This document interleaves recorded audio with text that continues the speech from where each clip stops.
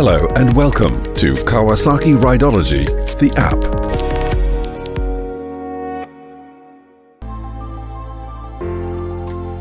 The first stage of Rideology is to connect the mobile device to the instrument panel. Once inside the application, you must activate the Bluetooth on the motorcycle instrument panel, and once active, then go to Settings and the Vehicle Pairing option. This will detect the motorcycles that are around. In this case, the Ninja H2 SX. Click on it and connect. Now the app will request the passcode. Enter the code and now you're connected. The first screen, Vehicle Information, gives real-time motorcycle information. Fuel level, overall and partial mileage, average speed, lean angles, battery voltage, and it even tells you when it's time to service the motorcycle. If you're disconnected from the motorcycle, the data indicated will be the data from the last connection. In the upper screen, there's a map indicating where the motorcycle is. This is very useful in case you forget where you parked. However, it's not a vehicle locator as the motorcycle doesn't have GPS. It indicates the last point where the motorcycle was connected to the application. If you want to use it, click on the motorcycle icon and then automatically open the location app you've installed on your mobile, so you can go to where the bike is parked.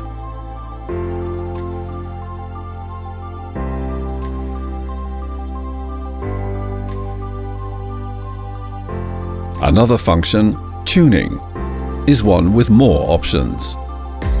In the General tab, you can completely adjust the instrument panel according to the features available on your machine. First, you can adjust the shift lamp indicator. You can configure it by RPM range. Simply select the top range you want and send the order to the bike. It also allows you to see an indication of mobile calls and email notifications on the instrument panel, as well as the units of distance, consumption and temperature, date and time format.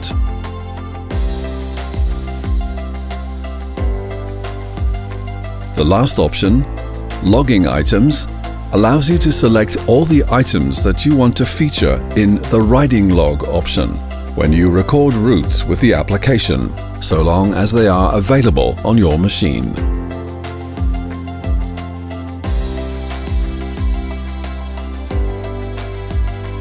In the second tab, Riding, you can select the riding modes.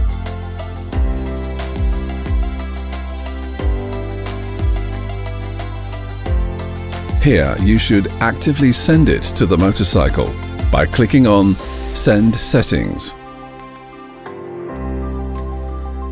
Now let's examine the rider mode, the configurable mode. From here, it's much easier to configure the rider mode than from the instrument panel. You can select the power mapping, traction control, make electronic suspension adjustments if this feature is available on your machine, and within the electronic suspension, you can select a finer adjustment to the extension and compression of the fork and shock absorber. You have 10 points of adjustment. It also allows you to adjust the load level. Now we select Rider only, with a fine adjustment of +3. All this can be comfortably done from the sofa at home, because the settings are stored on the mobile. In this case, what you've done is already stored in this first tab. You have as many mapping tabs as you want to make. It's practically infinite. There's more memory for mapping than possible combinations with all the elements. Then, once you've made the adjustments you like and you're next to the motorcycle, you can switch on the bike and click on Send Settings on the app.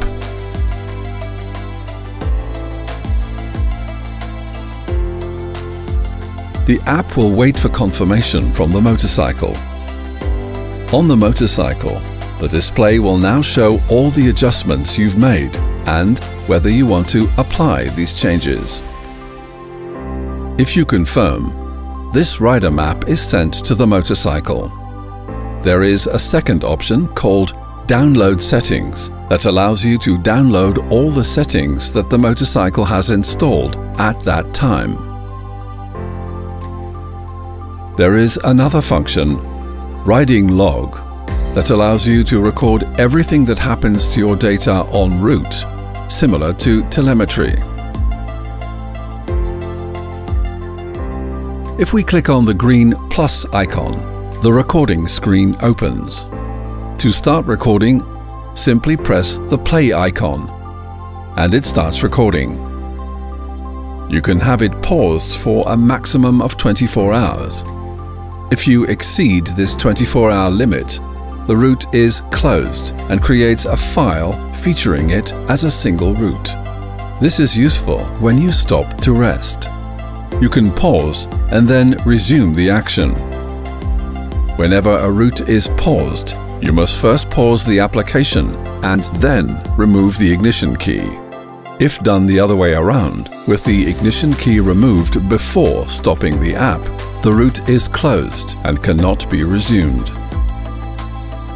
Click on the pause icon and generate a new route file. Once recorded, you can see all the data collected.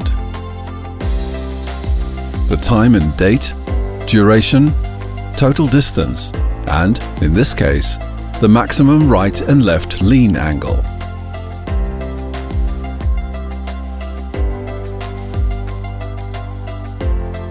Also in the route file, you can see the data selected in the riding log on the map.